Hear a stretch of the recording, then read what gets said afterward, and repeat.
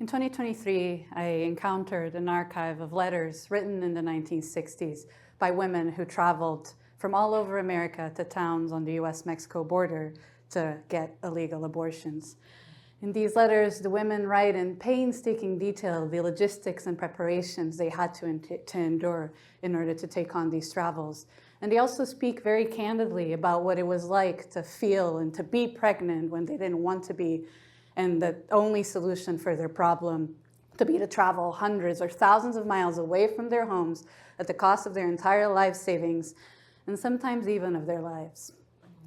As a documentary filmmaker, I'm really interested in telling his stories about the past and in using the archive in interesting and innovative ways.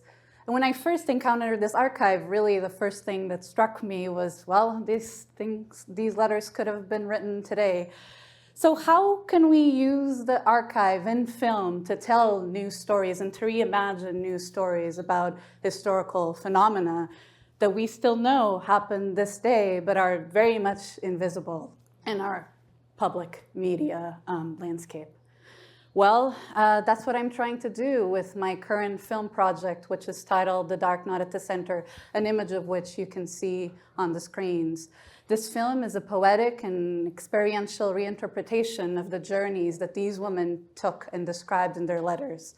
In this film, I traveled hundreds, maybe probably thousands of miles across landscapes in California, Texas, and Arizona. I drove through the same routes that they drove through to access these towns where they got their abortions. I stopped in the same towns. I tried to find the same hotels and restaurants that they ate at.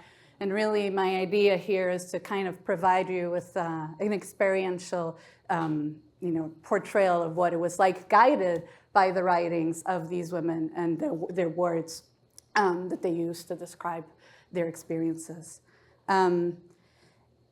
In my experience and through my work, what I'm really trying to do is to show everyone that archives are not, dead repositories of culture, but really they're very much alive and teeming with histories which sadly we're seeing today are repeating themselves. And so with this film, I'm hoping to kind of rethink and reshape the way that we talk about these narratives of abortion travel, and to hopefully help us think about how we can, make abortion more accessible again in the present and for our future generations. Thank you so much. Yes.